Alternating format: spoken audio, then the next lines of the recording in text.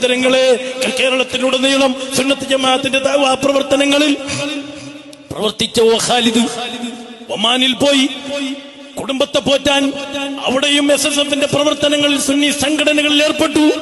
നാട്ടിലുള്ള SSFനെ കൺട്രോൾ ചെയ്തു. നമ്മൾപ്പെട്ട പലരും SSFൽ നിന്ന് ഇവിടെ വാങ്ങി ഗൾഫിലെത്തുമ്പോൾ നമുക്ക് ചിലപ്പോൾ സംഘടന ഓർമ്മയുണ്ടാകാറില്ല. അത് മാറണം.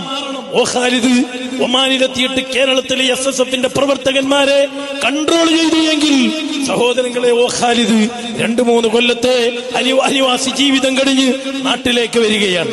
ഭാര്യ മക്കളും വീട്ടിൽ കാത്തിരിക്കുകയാണ്. എല്ലാ പ്രവർത്തകന്മാരും ഇതറിയണം. ഖാലിദ് ഗൾഫിൽ നിന്ന് വരുന്നു. കോഴിക്കോട് എയർപോർട്ടിൽ ഇറങ്ങി ജീപ്പിൽ കയറി.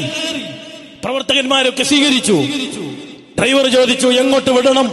കണ്ണൂർ ജില്ലയിലെ വീട്ടിലേക്ക് പോകണോ അല്ല എവിടേക്ക് പോകണം? ഖാലിദ് പറഞ്ഞു, എനിക്ക് വീട്ടിൽ പിന്നെ പോകാം. എനിക്ക് അന്നത്തെ SSFന്റെ സ്റ്റേറ്റ് കമ്മിറ്റി ഉണ്ടായിരുന്ന ഓഫീസ് ഉണ്ടായിരുന്ന കോഴിക്കോട്ടിന്റെ ഹൃദയഭാഗത്ത് ആ ഓഫീസ് സമുച്ചയത്തിലേക്ക് പോകണം. എന്നെ ഒമാൻ സുന്നി കമ്മിറ്റികൾ ഏൽപ്പിച്ച ഒരുപാട് ഡ്രാഫ്റ്റുകൾ, ഒരുപാട് രേഖകൾ, ഒരുപാട് കത്തുകളുണ്ട്. അതെനിക്ക് ഓഫീസിൽ കൈമാറണം. എനിക്ക് ഭാര്യ മക്കളെ കാണാൻ വീട്ടിലേക്ക് പോകണം. സഹോദരങ്ങളെ, എല്ലാ രേഖകളും, എല്ലാ ഡ്രാഫ്റ്റുകളും, എല്ലാ കത്തുകളും SSFന്റെ സ്റ്റേറ്റ് കമ്മിറ്റിയിൽ ഏൽപ്പിച്ചുകൊണ്ട് അതാ ഖാലിദ് ജീപ്പ് കയറിയ ഖാലിദ് തൊട്ടടുത്ത് വന്ന ഒരു ടാങ്കർ ഡോരിയിലടിച്ച് അവിടുന്ന് പിടഞ്ഞു മരിക്കുകയാണ്. ഖാലിദിന് ഈ ഭാര്യയെ കാണാൻ സാധിച്ചിട്ടില്ല, മക്കളെ കാണാൻ സാധിച്ചിട്ടില്ല, പിതാവിനെയും ഉമ്മനെയും കാണാൻ സാധിച്ചിട്ടില്ല. തന്റെ ഉത്തരവാദിത്വം നാട്ടിൽ നിന്ന് ഒമാനിലേക്ക് പ്രവർത്തകന്മാർ അറിയിച്ചതനുസരിച്ച് ഒമാനിൽ നിന്ന് നാട്ടിലെത്തേണ്ട ഒരുപാട് രേഖകൾ, ഡ്രാഫ്റ്റുകൾ, കത്തുകൾ വീട്ടിലെത്തിയിട്ട് ഭാര്യ മക്കളെ കണ്ടിട്ട് കൊടുത്താൽ മതിയായിരുന്നു.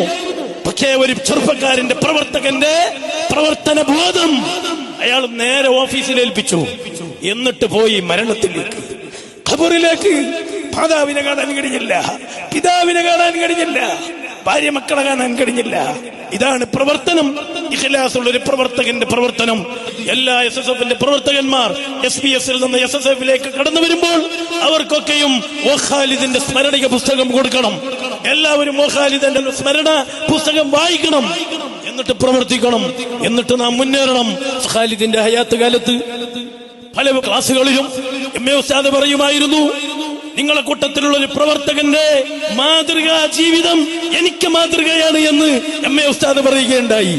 ഖാലിദ് പിൽക്കാലത്ത് നമ്മൾ ഇവിടെ പറഞ്ഞപ്പോൾ MA ഉസ്താദ് പറഞ്ഞു, ഞാനെന്ന് പറഞ്ഞ നിങ്ങളെ കൂട്ടത്തിലുള്ള പ്രവർത്തകൻ അത് ഖാലിദായിരുന്നു എന്ന് MA ഉസ്താദ് പിൽക്കാലത്ത് പറഞ്ഞു.